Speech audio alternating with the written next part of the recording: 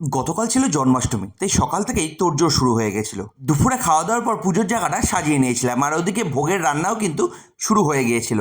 তারপর শুরু হলো গোপালের স্নান পর্ব। স্নান করে নতুন জামা পরবে, আর মেয়ে বায়না ধরলো যে মেয়ে স্নান করাবে, তাই দুধ আর গঙ্গা জল দিয়ে মেয়ে স্নানটা করিয়ে দিল। আর ওদিকে আমি কেকও নিয়ে এসেছিলাম, তাই মেয়ে সামনে বসিয়ে, মানে গোপালদের সামনে বসিয়ে কেকটা কেটে ফেললো।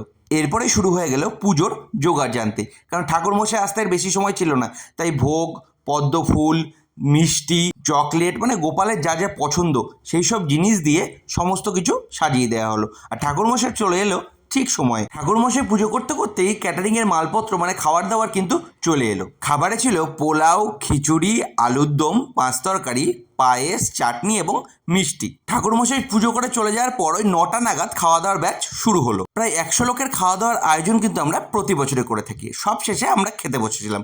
আজকের মতো টাটা।